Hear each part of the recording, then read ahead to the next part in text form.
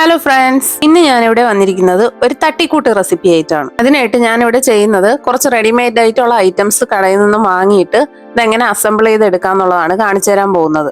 ഞാൻ ഇന്നിവിടെ തയ്യാറാക്കി കാണിക്കാൻ പോകുന്നത് ബീഫ് പാറ്റി ഉപയോഗിച്ച് തയ്യാറാക്കുന്ന ഒരു ബർഗറാണ്.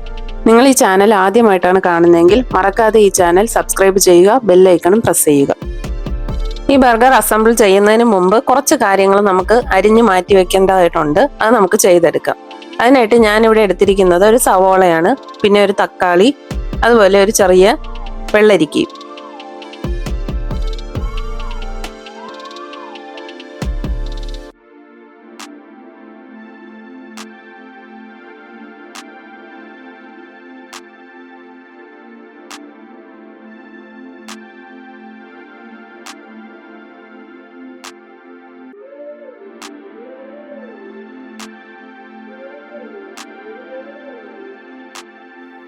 ഈ സോസ് തയ്യാറാക്കി എടുക്കാൻ വേണ്ടി ഞാൻ ആദ്യം ഉപയോഗിക്കുന്നത് സ്പൈസി മയോ ആണ്.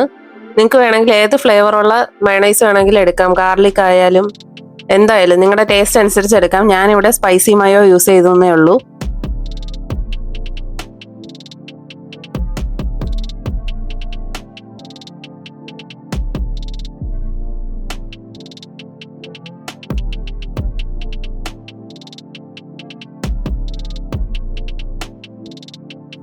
ഈ എടുത്തു വെച്ചിരിക്കുന്ന മയോണൈസിന്റെ കൂടെ തന്നെ കുറച്ച് ടൊമാറ്റോ കെച്ചപ്പ് ഒഴിച്ചു കൊടുക്കാം. ടൊമാറ്റോ കെച്ചപ്പിന്റെ അളവ് മയോണൈസിന്റെ അത്ര വേണമെന്നൊന്നുമില്ല. വളരെ കുറച്ച് മാത്രം ഉപയോഗിച്ചാൽ മതിയാവും, അല്ലെങ്കിൽ പുളി കൂടിപ്പോവും.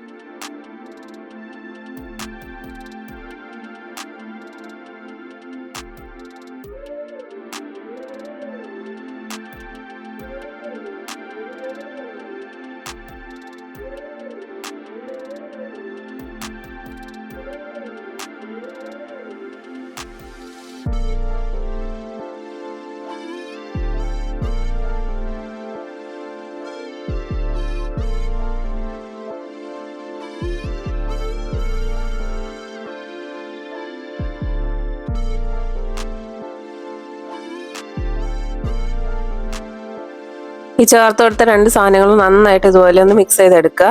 ഇനി ഇതിലേക്ക് അവസാനമായിട്ട് ഞാൻ ചേർത്ത് കൊടുക്കുകയാണ് ചില്ലി സോസ്. ഇത് ഓപ്ഷണലാണ്. ഇത് എൻ്റെ ഒരു ഫ്ലേവറിൻ്റെ ഇതനുസരിച്ച് ഞാൻ ചേർത്ത് കൊടുക്കുന്നതേ ഉള്ളൂ കേട്ടോ. നമുക്ക് വേണമെങ്കിൽ ചേർക്കാം. ചേർത്ത് കൊടുത്തുകൊണ്ട് ടേസ്റ്റിന് വ്യത്യാസമൊന്നും വരത്തില്ല. അതിനായിട്ട് ഞാനിവിടെ ഉപയോഗിച്ചിരിക്കുന്നത് ഗ്രീൻ ചില്ലി സോസാണ്.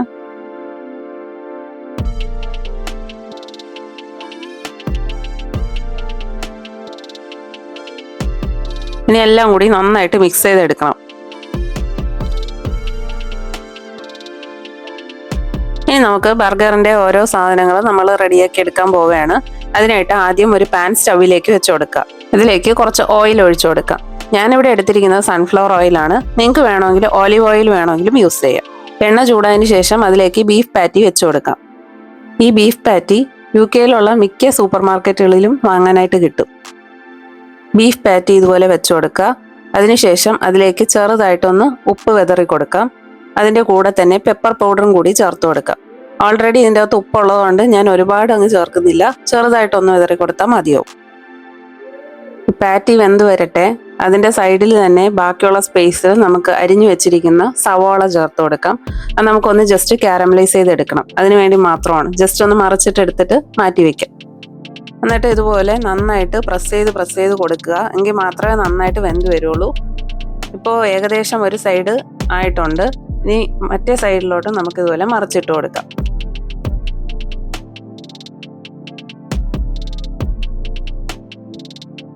അതുപോലെ തന്നെ നമ്മൾ ചേർത്ത് കൊടുത്ത സവോളയും മറിച്ചിട്ട് കൊടുക്കേണ്ടതാണ്.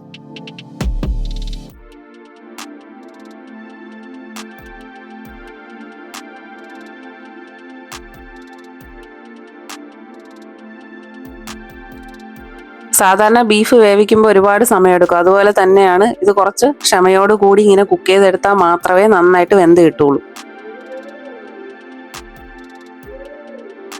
പാറ്റി റെഡിയാവുന്ന സമയം കൊണ്ട് ഞാനിവിടെ ബർഗറിന്റെ ബണ്ണ് മുറിച്ച് വെക്കുകയാണ്. ഈ ബർഗർ ബണ്ണും കടയിൽ വാങ്ങിക്കാൻ കിട്ടും കേട്ടോ. ഞാൻ അതും 4 ബണ്ണ് വാങ്ങിയായിരുന്നു.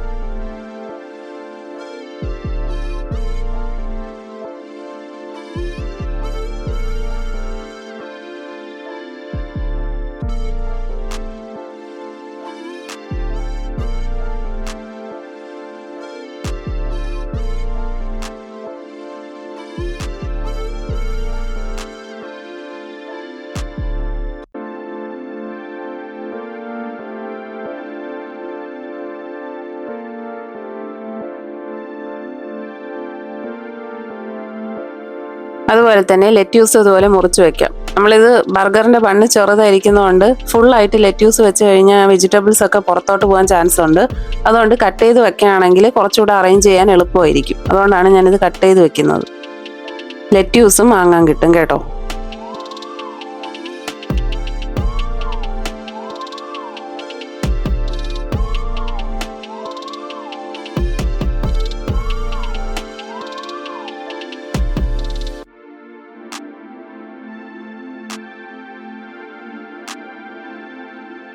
ഒരു പ്രാവശ്യം മറിച്ചിട്ടത് കൊണ്ട് മാത്രം അത് വെന്ത് കിട്ടില്ല. നന്നായിട്ട് തിരിച്ചും മറിച്ചു വിട്ട് അത് നന്നായിട്ട് മൊരിയിച്ചെടുക്കണം.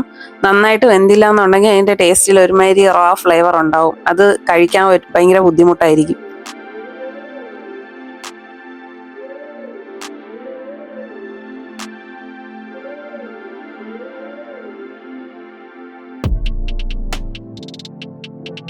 ഞാനിത് ആദ്യമായിട്ട് ട്രൈ ചെയ്തപ്പോൾ എനിക്ക് തോന്നി, ഒരു ആശങ്ക ഉണ്ടായിരുന്നു, എങ്ങനെയായിരിക്കും ആ കടയിലുള്ള ആ സെയിം ടേസ്റ്റ് കിട്ടുമെന്നൊക്കെ.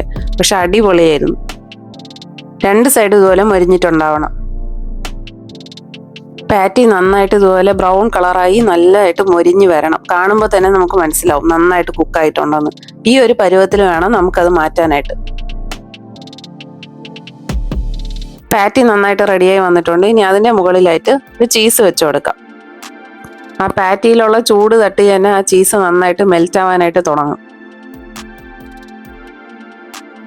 പാറ്റി തയ്യാറാക്കിയെടുത്ത ആ സെയിം പാത്രത്തിൽ തന്നെ നമുക്ക് കട്ട് ചെയ്ത് മാറ്റി വെച്ചിരുന്ന ബണ്ണില്ലേ, അതെടുത്ത് നമുക്ക് ടോസ്റ്റ് ചെയ്ത് എടുക്കാവുന്നതാണ്.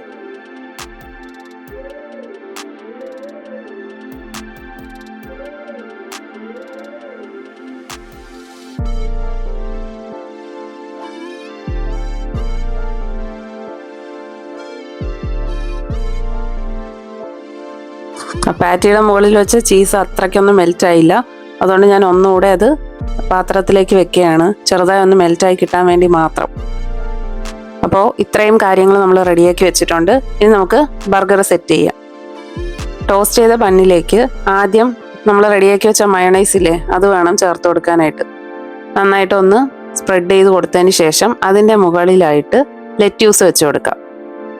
ഞാനിതിൻ്റെ മുകളിലായിട്ട് 2 ലെറ്റ്യൂസ് കട്ട് ചെയ്തതാണ് വെച്ച് കൊടുക്കുന്നത്.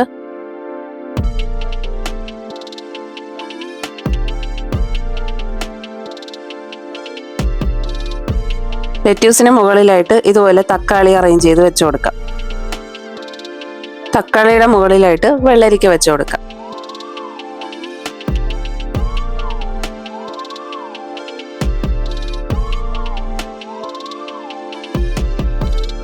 ഇനി അതിന് മുകളിലായിട്ട് പാറ്റിയും ചീസുമായിട്ട് നമ്മൾ നേരത്തെ റെഡിയാക്കി എടുത്തില്ലേ, പാറ്റിയുടെ മുകളിൽ ചീസ് വെച്ചിട്ട് അതിപ്പോൾ റെഡിയായി വന്നിട്ടുണ്ട്. അതാണ് നമ്മൾ ഇതിൻ്റെ മുകളിലായിട്ട് വെച്ച് കൊടുക്കാൻ പോകുന്നത്. ഇനി അതിൻ്റെ മുകളിൽ കാരമലൈസ് ചെയ്ത സവോള വെച്ച് കൊടുക്കാം.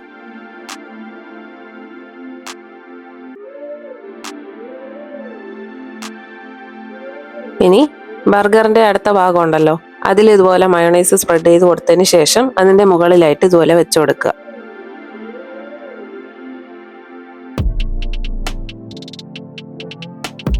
കണ്ടോ, നല്ല ചീസി ആൻഡ് ക്രീമി ആയിട്ടുള്ള ബീഫ് ബർഗർ റെഡി ആയിട്ടുണ്ട്. ഞാൻ വെറുതെ പറയുകയല്ല, ഇത് കഴിച്ചു നോക്കിയിട്ട് പറയുകയാണ്. നല്ല ടേസ്റ്റ് ആയിരുന്നു കേട്ടോ. നമ്മൾ കടയിൽ നിന്ന് വാങ്ങിക്കുന്ന പോലെ തന്നെ ഉണ്ടായിരുന്നു. എന്നാലും ടേസ്റ്റ് നമ്മൾ വീട്ടിൽ തന്നെ ഉണ്ടാക്കുമ്പോൾ അതിൻ്റെതായിട്ടുള്ളൊരു പ്രത്യേകതയില്ലേ, നല്ല ടേസ്റ്റ് ആയിരുന്നു കഴിക്കാനായിട്ട്. നല്ല ജ്യൂസി ആയിരുന്നു. ജോലിക്കൊക്കെ പോകുന്ന സ്ത്രീകൾക്ക് വളരെ യൂസ്ഫുൾ ആയിരിക്കുമെന്ന് കരുതുന്നു ഈ വീഡിയോ. നമുക്ക് പെട്ടെന്ന് തട്ടിക്കൂട്ടാൻ പറ്റിയ ഒരു അടിപൊളി റെസിപ്പിയാണ്. വല്ലപ്പോഴൊക്കെ ഇതുപോലെയൊക്കെ ഒരു ചേഞ്ചിന് വേണ്ടി ഉണ്ടാക്കി കഴിക്കുന്നതിൽ തെറ്റൊന്നുമില്ല അല്ലേ. ഒരു ദിവസത്തെ ഡിന്നറായിട്ടോ അല്ലെങ്കിൽ ബ്രേക്ക്ഫാസ്റ്റ് ആയിട്ടോ ലഞ്ചായിട്ടോ ഒക്കെ ഉപയോഗിക്കാൻ പറ്റിയ ഒരു അടിപൊളി റെസിപ്പിയാണ്.